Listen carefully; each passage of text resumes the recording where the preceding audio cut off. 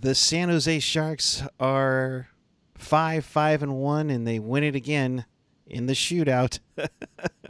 Oh, jeez. Well, we'll talk about it and everything about this game and how record-breaking this is on Teal Town After Dark.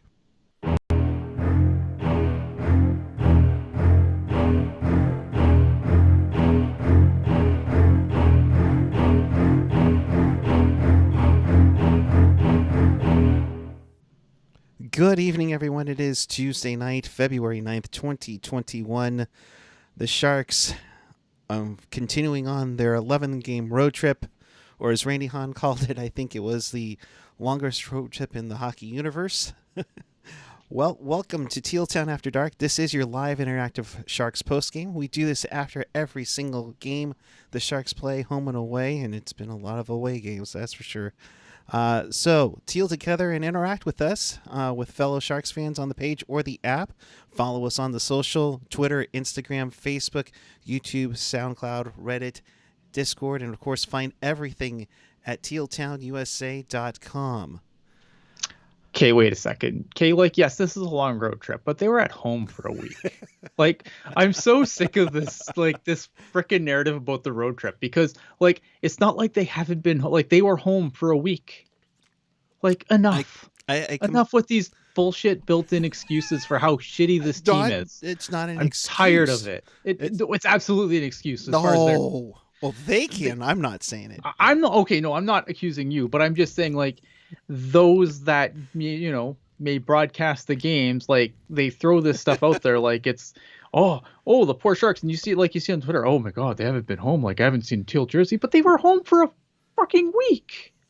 Pardon my language, but it's not like they haven't been home in a month. Yeah, okay, they haven't played in an empty SAP center, fair enough, okay, but come on.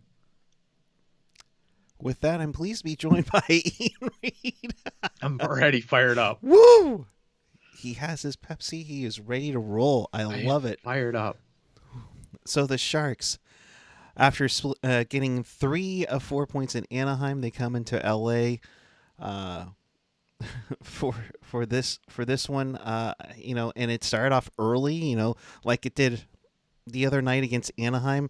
Couture had scored 11 seconds in. Tonight, you have Timo Meier kind of getting off the schneid, finally getting a goal a minute 21 in from D'Amato and Schimmick. I mean, for Meier, my God, his second goal of the season, finally.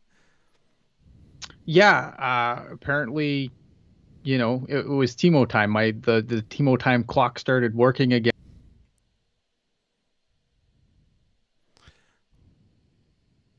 Uh-oh. It's good for Timo. There's a lot of it's a real mixed bag tonight. As far as there's some things that you do like to see, getting Timo Meier getting a goal. Kane scoring a goal, when the chips are down and they're about to lose. So, I mean, there's a lot of things that you want to see, and there's a lot of things that you didn't want to see. And then there was just a lot of things that you see, and it doesn't really move you one way or the other, and you're sleepy. No. I mean, it's nice to see that they get out to a good start. Then Logan gets one later in the period, which includes an assist from Marleau. Of course, he gets a second point. And I thought Patty had a decent game tonight.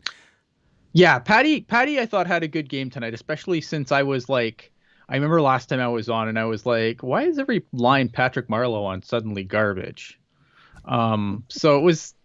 I have to give him, if I'm gonna take runs like that at him, I guess I have to, say when he's had a good game. And I thought tonight was one of Marleau's better games of the year for sure. Yeah, and he assisted on the Couture goal. Also, Nikolai Knizhov assisted on it, his first NHL point. So congrats to Nikolai there. And 2-0. I thought, okay, good solid start into the first period. Way to build up the lead a little bit before you get to the dreaded second period. And oh God. I mean, Burns pinches in a little bit. and then it leads to a breakaway for Kopitar. Even Burns was upset about it when Gopi scores to cut the lead in half to 2-1 at 7 minutes. And then just 7 seconds later, Timo takes a high sticking call, which was dumb.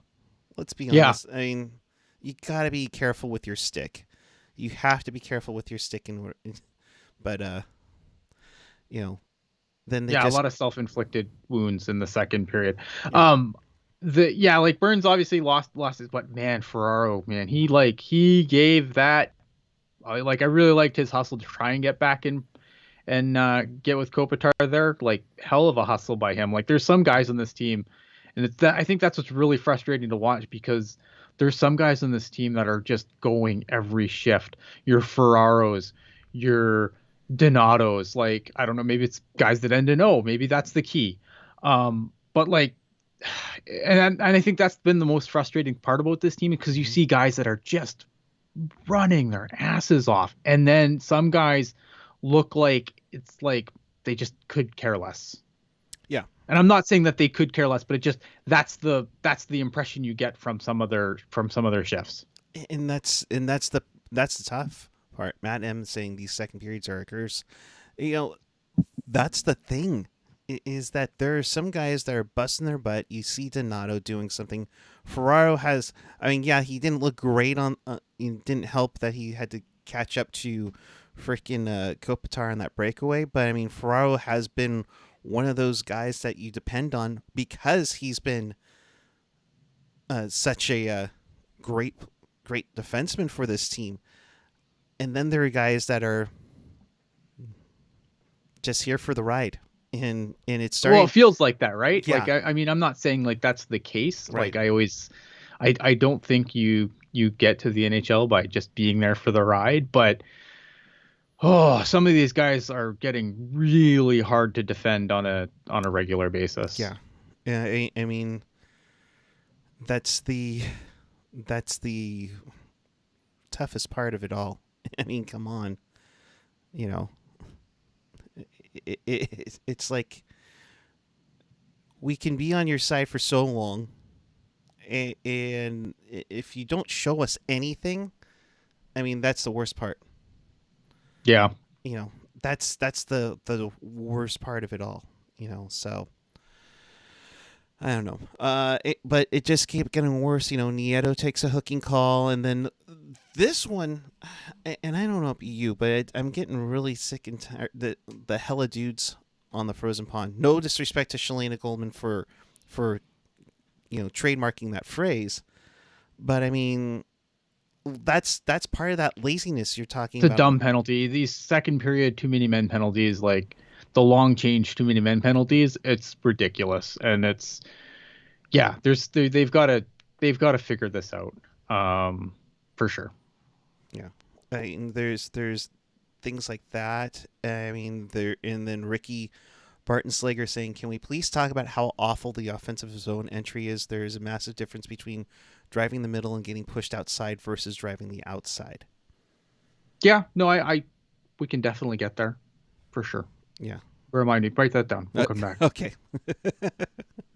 But and then, on that hella dudes penalty, Dustin fucking Brown.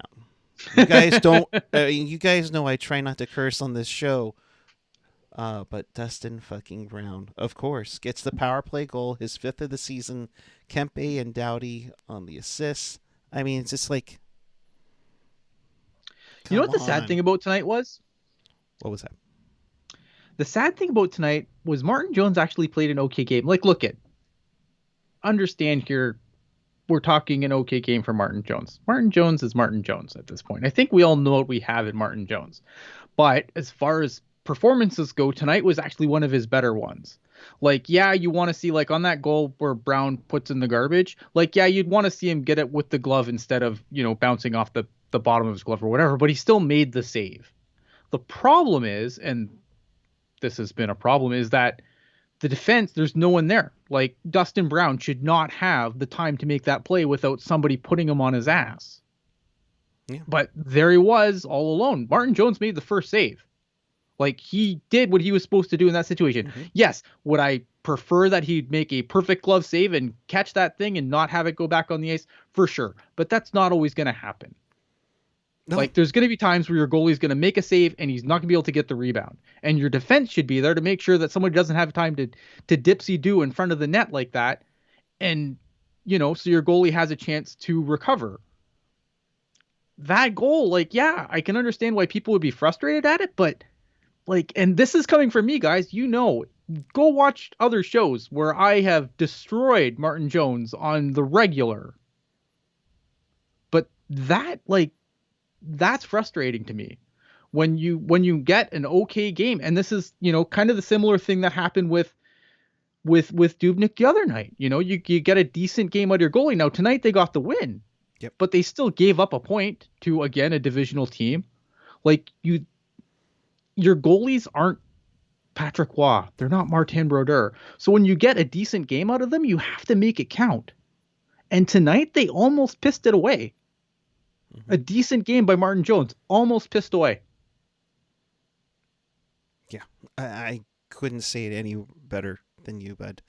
And Kevin's giving you props, and so is Laurel on it, because honestly, I mean, and it wasn't like Knyzhov and Šimik or Knyzhov and Frau. That was Carlson and Vlasic that got that goal. And you're right. Yeah, he made a nice save in the. He made a nice save, and it's his defenseman's job to get rid of the garbage. Yep. We learned that from Mighty Ducks too, for Christ's sake. That's right. Come on.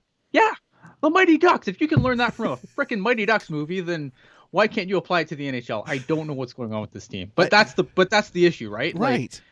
Like, you make, like, Martin Jones tonight played a decent game. Like, again, expectations are where they are. It is Martin Jones in net, but when you get a decent game from Martin Jones, you want to capitalize. And like I said, they almost pissed it away. Right. I mean, 24 saves on 27 shots. Granted, 889 save percentage, but I thought he had played a good game. I thought he had some nice saves that kept this team in it. But then in the third period, Dustin fucking Brown again, his 6th of the season from Iafallo. To me, I think that was part defense. Carlson, it was 100% defense, not even partially. Like, yeah, you'd want to see Martin Jones, like, cover the short side. Yeah. But, like, Šimik completely decides that I don't need to get my man. I'm just going to come over here. Yeah. And that's basically what happened. Now, Martin Jones needs to track that play better and see that Dustin Brown's coming in and cover the short side a little bit better than he did. Like, that's problematic for sure. But Šimik off in the middle, I don't even know what Šimik's doing. Like, it's completely ridiculous. It's a good thing we're zoomed out because my hands are all over the place right now. It's crazy. Like, Šimik completely played that wrong. And this is the big problem with this team right now. Like, I feel like we've watched enough game that we can start identifying problems. And one of the big problems right now is you have guys trying to do way too much trying to cover for the other guy. Like, no one on this team trusts each other to do their job. So you have guys cheating to try and pinch for the guy not doing his job. Like, I know people are going to be like, well, Erik Karlsson should have been heavier on the body, but he did his job. He boxed the person out to the outside, forced him around the net, there was no danger from that shot. And then Šimik wanders over to try and make sure that, Kopitar doesn't get a pass that isn't coming. Like, it's ridiculous. You got to have a head on a swivel. And we both said this in our group chat during the game. You called it out. Jer called it out. I called out maybe Karlsson could have done a stride more, but I thought he boxed him out. Like you said, Šimik should have had a head on a swivel to see who was coming. Or it was his guy. It was not even your head on. Take your guy. Everyone has a guy. That was his. Period. And he let him be open and free. Yeah, Jones maybe could have gotten the other side of the post, but that's Šimik. But that's Šimik's fault. That guy shouldn't have. But that guy shouldn't have that shot wide open. That shot should have to, that shot should either be a lot more difficult to take or it should go into skates or something. Like, there's no reason for that. This is the NHL. This isn't junior hockey. It's not Pee Wee. Like, you take your guy. So with that, the Sharks were down 3-2 with about little over 9 minutes left in the third period. They didn't look great. They pulled a goalie with about 2 minutes to go, and thankfully Evander Kane somehow, some way, in just somewhere on the net mouth scramble. It's an ugly goal, Sharks. It's an ugly goal. We'll take it. We don't care if it's fancy or not. We'll take it. Evander Kane gets his fourth in the season, with an extra man on, ties this game up at 3-3. Thank God, because I can only imagine if this thing was worse with a loss. Because, again, it's just you have another. And I just think Matt M mentioned it too. It's like, how many multiple goal leads is this team going to blow? You start wondering, conditioning wise, you can't blame the rust anymore. You're almost a month into the season to get your legs going. No, it's systems and communication. Like, that's the problem with this team right now. It's systems and communication. The system clearly isn't working that they've implemented. And there's no communication. These guys are not communicating with each other on the ice or off the ice even, it seems like. Because, again, what did I say earlier? You have too many guys trying to pinch over and, I'll do half my job and half my partner's job. And maybe I'll be half a goalie too. And, okay, maybe that last part's silly. But that is the problem. And it's completely... we've seen this, but we've seen this over and over and over again. Like, it's not like this is something new that's happened the last couple of games. Like, these second period, especially the second period stuff, like, that has just been a thing since the season started, and how there's no correction. But there's that. And then you're looking at, like, some of these defensive assignments that are missed. And it's because guys are trying to do too much. We watched in overtime. I know I'm skipping ahead, but we watched in overtime where Erik Karlsson, and I'm not trying to pick on Karlsson here, because, like, I think it's, I don't know. I think sometimes, like, there's a lot of daggers going Erik Karlsson's way, and I think some of them are absolutely warranted. But I think sometimes, like, if it rained, we'd blame Erik Karlsson at this point too. But in this situation, like, Erik Karlsson is, he can't take, he's dancing around on the blue line when he should have fell back, and he goes offside when he should have fell back so his line mates could get off the ice. Because, again, another problem, you want to talk about things, guys taking too long as shifts. Erik Karlsson's a big guy in that department. And so, you got him, like, dancing on the blue line instead of, like, trying to make plays that aren't there, trying to do too much. And instead of, retreating, going, so yeah, you give up half the neutral zone, you get a line change in, you try and cycle, and you try to go back on the attack with fresh skaters. But instead, you stand on the blue line, dipsy doodle, look for something that isn't there, and then go offside. Yeah. Those are those little things we talk about. Little things like the too many men, the offsides, just the nuances of that.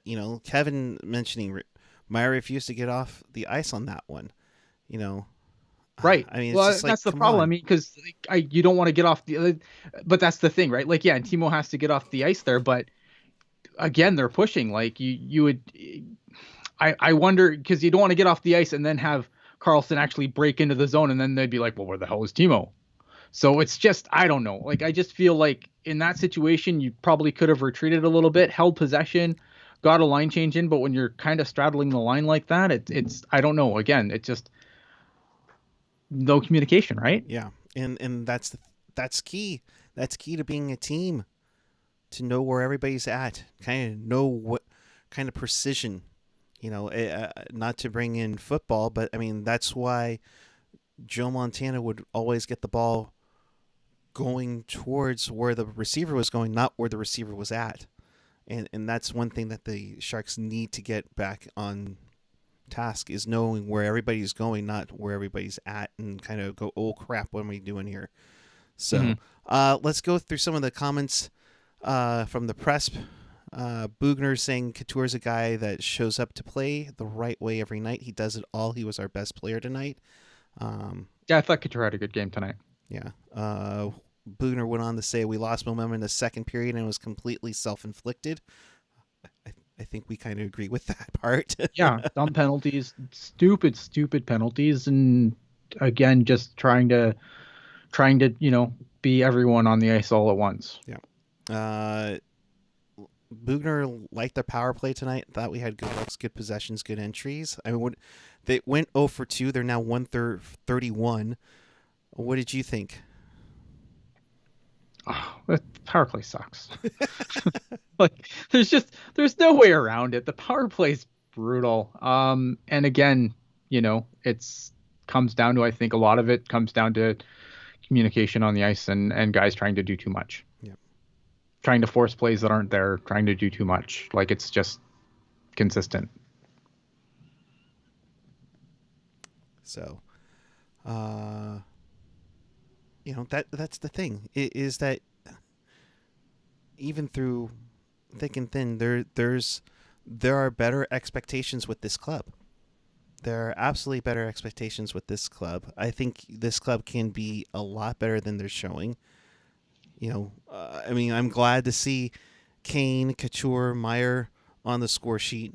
I mean, Couture is that what his third goal in those guys needed to be on the score sheet tonight. Like they've been quiet for, especially like Timo, Kane too. I think they've been quiet for too long. Obviously, this team has some talent on it, but it's about as deep as a puddle.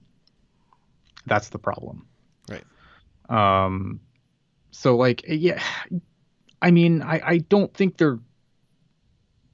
I think the record speaks for itself. I think the record speaks for how good this team is. I think that, again, there's guys on this team that I really like, and there's guys that are really talented on this team. But there's, when it feels like you're getting better effort from guys who you expect to, contribute, but not be the stick that stirs the drink. Right. And that's the problem. We need bigger games from some of the guys that are paid the big money. Period. Mm-hmm. Completely agree. Now we're getting some. This is the second time I saw this. So, AJ, if you can confirm this, let me know. And Benjamin, you brought this up. I think Like a Tiger also brought this up. News comments from other teams' press. VGK canceled media availability because of virus protocols. Also, neither Shea Theodore nor Tomasz Nosek played in the third period of their game. Okay, so Theodore took an open ice hit and didn't return after that. I'm assuming that because the open ice hit looked pretty, it didn't look super brutal, but looked like it, could definitely play a factor in there. I'm not sure about the rest of it though. So, if you are wanting to do a wrap, that is confirmed. Thank you, Kevin. If you guys want a wraparound, we're at 55. We're going to go 25 likes plus a donation for the Venmo at Teal Town USA. 40 and you'll actually get the other word. But shootout wise, Donato missed 7 of 12. How dare he? Couture with a nice simple shot, and Jones coming up again. I mean, he's been lights out in the shootout. That last save was lucky though. That was more luck than skill on that last one. But it stayed out of the net, and I will take it. Right. On first look, it looked really impressive, but then when I saw the replay, I was like, oh, that was lucky. But you know what? Sometimes luck, sometimes getting lucky is okay. Sometimes getting lucky wins you games. Hey. And in this case, you know what? It's better to come on here after a shootout win than a shootout loss. Yep. Absolutely. Which means 5-5 and 5 for the Sharks. They go up to 11 points now. Hell no, we won't row. Hell no. Yeah. No, you are absolutely right. I believe I'm not mistaken, yes, we still have just one regulation win and Yes, one regulation. Kevin, to bring up something, both Burns and Carlson made some like huge plays in the overtime also to keep that game. Because I thought for as good as games that Jones played, he was scary in that overtime. A couple times pulling himself way out of position and without his, I'll give both Burns and Carlson credit. They both made some really big saves really big plays to save that game when Jones kind of faltered a little bit in the overtime. Yeah. And so that should not go without saying. I did have that written down somewhere, and so there you go. All right. Even coverage here on Teal Town, USA. So what you're saying, hashtag Burns and hashtag Carlson for Vezina. All right. Ian said. That's what I'm saying. Yes, absolutely. So an update for Vegas. Nosek was pulled from the game after the second period. Couldn't find anything showing an injury prior to it. According to the team, they will provide additional updates when appropriate. Oh boy. So this could be interesting development. So stay tuned on that one. I mean, at this point, it's like, oh my goodness, here we go again. The Sharks are slated to have their home openers Saturday afternoon against Vegas. So we'll see how it goes. I mean, the games could get canceled and it'll still be the longest road trip ever where they haven't been home the whole time. And, poor Sharks. They just can't play a home game. It's so terrible, in an empty arena. Oh, yeah. Well, it is what it is. We do have donations from Jessica and Chris. So, Ian, I guess it's time.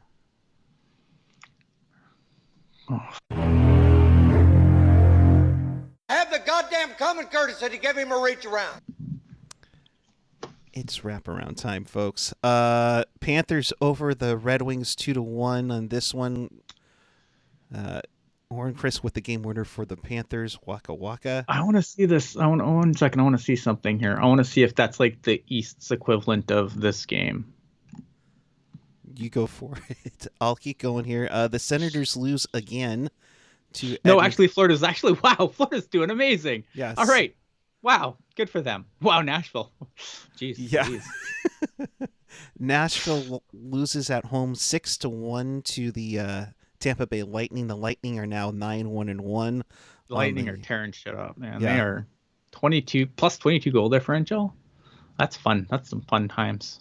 It's like 2 goals from Steven Stamkos. I mean, good on you there. Nashville, I don't know what's going on with there.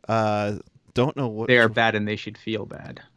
Well, then the Senators are feeling awful. No, because the Senators are supposed to be awful. Nashville's not supposed to be. That's the problem, right? Like the Senators, like when you're the Senators or the Red Wings, like you're supposed to be terrible. That's fine. But there were LA Kings, you're supposed to be terrible. You've come out and you said, hey, we're going to suck, but it's going to be fine because we've got XYZ 1, 2, 3 AA, BB, CC in the farm, and everything's going to be fine in a couple of years. Like, that's the worst part about tonight is like, yeah, the Kings are a brutal ass team, but they're on the ups. Like, they're going to be on the upswing. We're going to be still like, when they're on the upswing, we're going to still be going, are we a good team? Are we a bad team? Should we rebuild? Like, we're going to still be freaking sitting here asking these stupid questions on a podcast while they're bringing all their centers up and dominating the freaking Western Conference. It's going to be brutal. But there were some people who were even saying, "Ooh, watch out for Ottawa." Hey, give them time. Like they're again, you can only put so many good. I mean, yes, okay, fine. You could end up being Buffalo, but not everyone ends up being Buffalo. Okay. Poor Buffalo. The Senators, by the way, lost 3-2 to Edmonton tonight, and that one Tyson Berry with the game-winning goal in that one. Do you want to hear something crazy? That is the first game. I love adding all this stuff to the reach around. Go for it. Okay, so this is the first game since 2017 the Oilers have won without Draisaitl or McDavid's without Draisaitl or McDavid registering a point. The first win since 2017, 4 years. where one of those two guys did not get a point. That is ridiculous. That's crazy. That is crazy to even consider with all the talent that's on that squad. Like, ridiculous. And that's why it's like everyone's like, whoa, well, we'll get a good draft pick. Well, that's great. This, you have to still build around said draft picks. See Oilers, Edmonton. See Sabres, Buffalo. I just want to keep you rolling. Wow. You're just on it tonight. In overtime, the Chicago Blackhawks beat up on the Dallas Stars 2-1. The Stars are now 5-2-3 on the. There's another team on the upswing. Said, yeah, things are going to be bad for a while, but then things will be better because they've still got some stuff that they're going to have to do to get things really turned around. Like they've got some contracts that are going to hurt them for a while. See Sharks, San Jose. But there's another team that said, yeah, you know what? We're going to piss off our veterans. We're going to do some things, but we're going to turn things around. And guess what? It's starting to turn around. Hey, they made the playoffs last year. I'm not even dignifying that with a response. Vegas beat the Anaheim Ducks 5-4, sporting their fancy reverse retro jerseys, which I actually thought didn't look too bad on them. Fleury with the victory. Heck of a game for Anaheim, who I thought were going back and forth, and they gave it a go. I mean, yeah. I'll give the Ducks credit. They gave it a go. They pushed them, but Vegas is just unreal, and it's just they're gonna be. I know they don't have a ton of games played because, God, maybe they're gonna have not a ton more played, but right. Oh, that is a team that is going to make a lot of other teams cry this year. It makes you. The concern with Vegas, of course, we talked about it earlier. Yes, we will get to Burke Hextall. Absolutely. Oh yeah, we're touching a lot of things. I even want to know what you're thinking about Laine getting benched, but I know, right? Oh, we could still keep going with this stuff, but let's finish this up first. Calgary beats the Jets 3-2 on this one. Lindholm with the game-winning goal late in the third on the power play. 6-5-1 for Calgary. Three games were postponed, so we won't get to that. But let's talk about the news that came out today with Pittsburgh naming former Flyers great Ron Hextall as their new general manager, and then Brian Burke as president of hockey ops. So there was an awesome. Okay, so first there was an awesome tweet earlier about it was like a flow chart for can you be an NHL GM, and it was like, have you played for a team before? Yes, then absolutely you can be an NHL GM. Have you GM'd an NHL team before? Yes, you can absolutely be a GM again. And then have you, or if you answered no to either of those, nope, no chance in hell. Sorry, see you later. So Ron Hextall, I liked a lot of what Ron Hextall did in Philly. The problem I think he had in Philly was that he was a little bit too patient with some of his draft picks.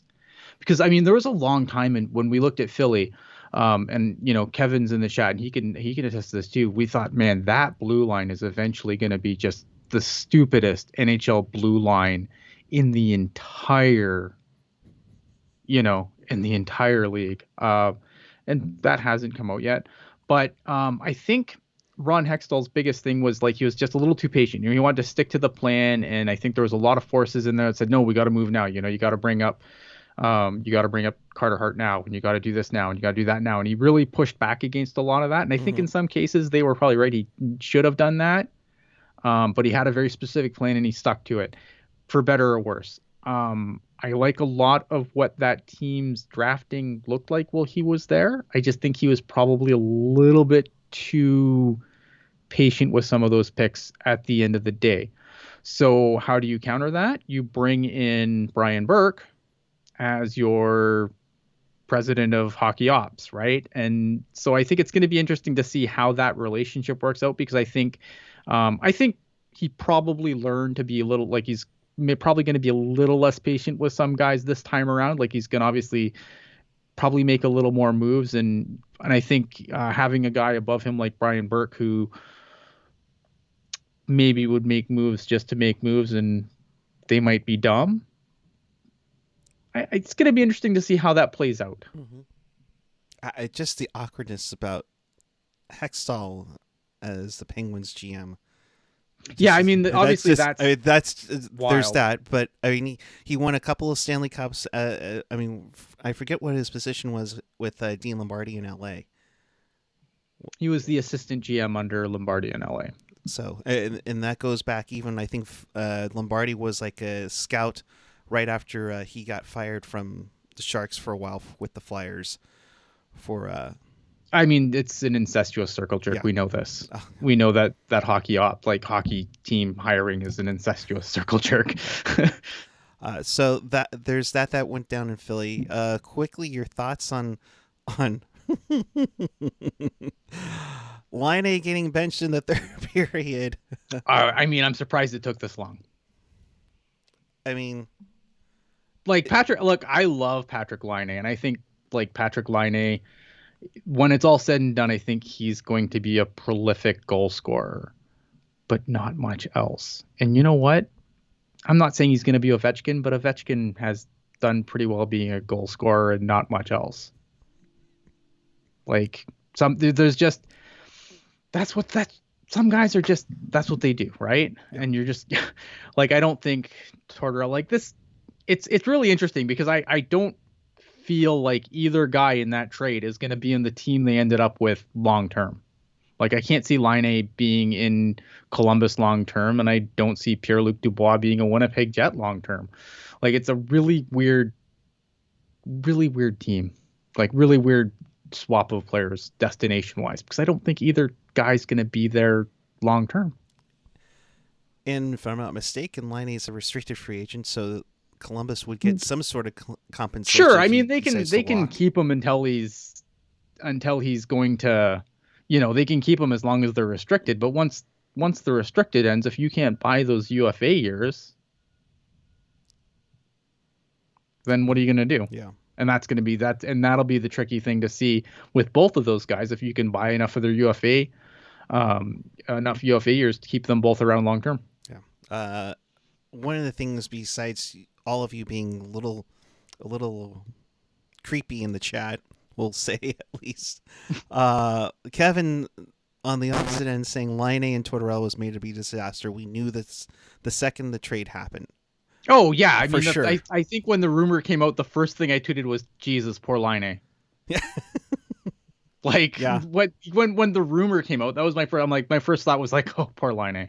Yeah, that's you poor dude. Like, this sucks, but it is what it is. Yeah. And finally, on a personal note, there was a station that AJ and I absolutely loved listening to for many reasons. One, it was a West Coast sports talk station that talked hockey. Yes, they were more Canucks-centric than anything else, but TSN 1040, along with their counterparts in Winnipeg and Hamilton, were abruptly shut off the air this morning around 9:30. We know a lot of people there. We know Matt Sakaris, Blake Price, who did the postgame and the PM drive, along with the postgame show with Jeff Patterson, who we've had J-Pat on a couple of times when the Hansen-Goldobin trade went down, when previewing the Canucks. Sure. And we know a lot of people over there. So a tough go to not turn it on at 2 o'clock Pacific time and not have a telling I'm wrong or a memo 2 to happening. So it's crazy. Like, the crazy thing to me about that is, I believe I want to say it's in Vancouver. Like, they were the higher rated station. Like, they have the Sportsnet radio station competition there, and they were the they were the ones getting the ears, and Yeah. they were the ones that shut down. Like, I mean, it's awful. Like, it's awful. Like, I mean, we all know, like, I know this is gonna be a really cynical view, but like nothing matters. The only thing that matters is stupid fat cats on Wall Street and CEOs filling their banks. Like, these are companies that, like, they piss me off. Like, these big corporations piss me off. And not to get overly political for a second, but like, these are people who, take billions from the government and COVID handouts and then turn around and then, pay out all their fucking shareholders, and all their bigwigs get all paid out, and then they cut the workers to make sure, like, it sucks that this is what the world has come to, and this is what the world of business specifically has come to,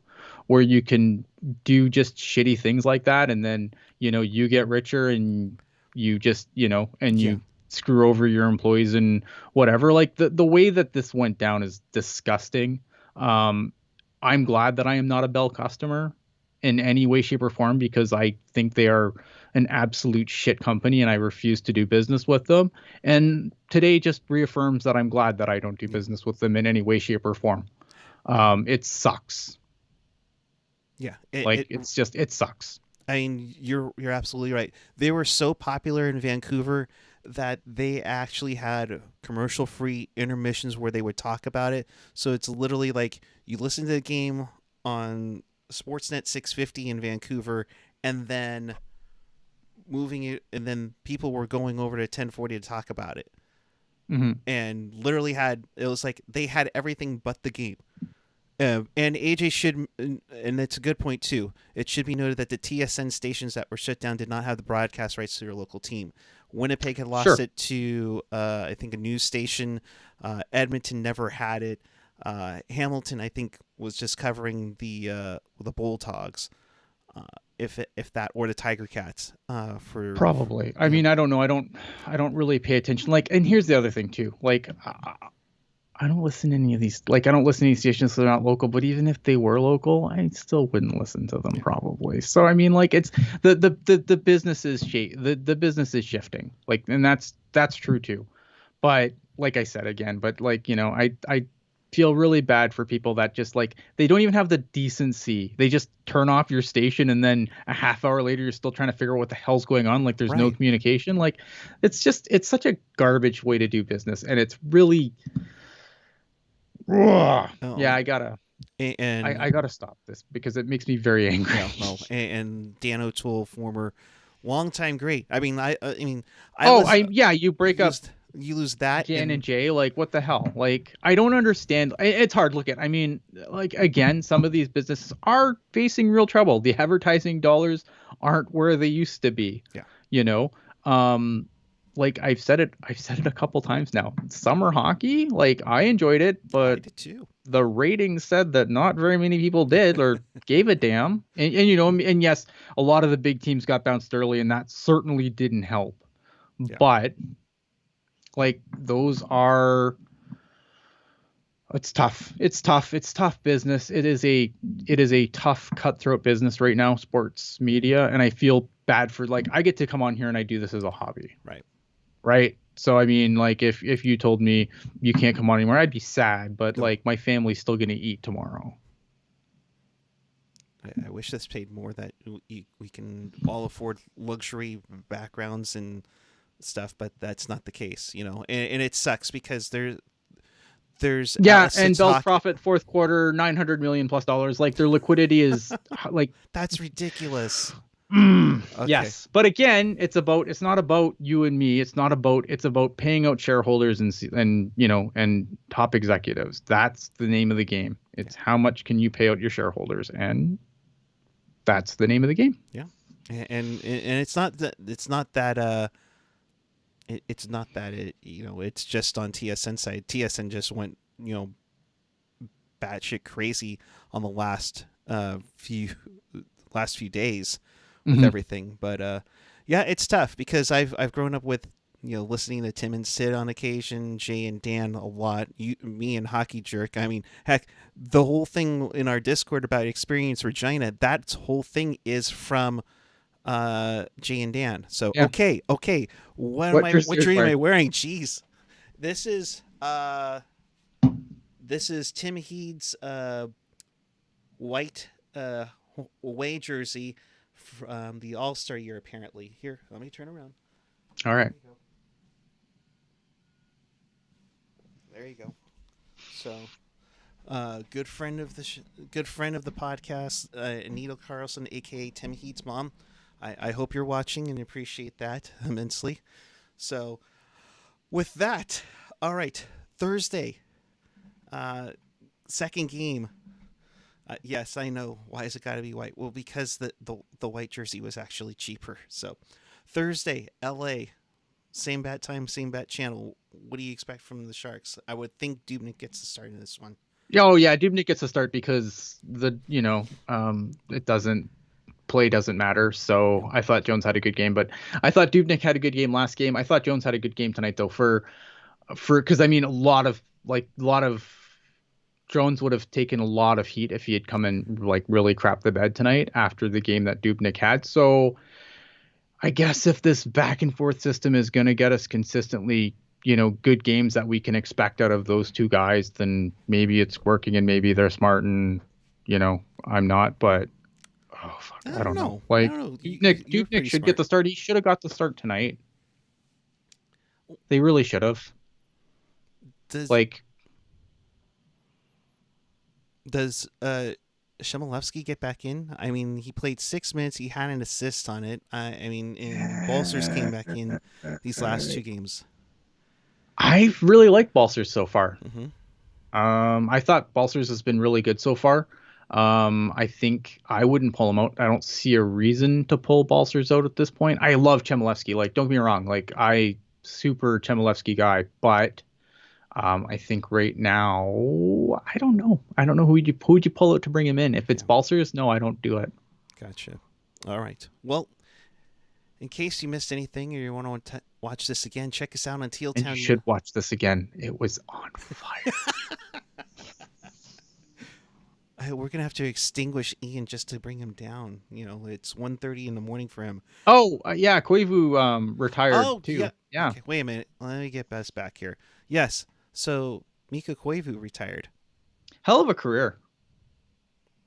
He just signed for Columbus this year. Yeah, that sucks. Was there? I something think sometimes I mean, he started the year by getting COVID. And then, I think it's hard when you're near the end like that and you don't get brought back to your team. And I think you don't want that to make the decision to retire for you. Right. Mm-hmm. But I think sometimes it's really hard to get up and go on a new team when you're that close to the end. And I think for some guys it works out, for some guys it doesn't. We've seen this before. Like, remember, Brett Hull was a Coyote. Yeah, for a moment. For a moment, and then was like, you know what? I'm going to retire. Like, I think sometimes, like, you don't want the team not bringing you back to be the reason that you retire, but I think sometimes it clouds your judgment. Because I think like, when it's time to go, and I think that I just think that, he probably got there and he realized that, maybe I'm not as into this as I thought I would be. And your body will tell you when it's time to go. And I think that's the case here. And, a hell of a career for him, for sure.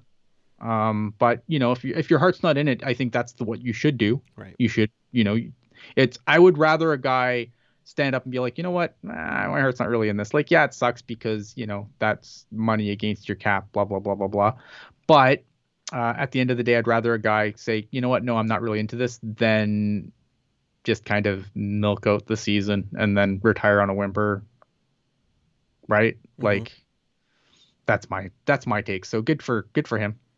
I mean, does it make you wonder if there's something with the locker room in Columbus or anything?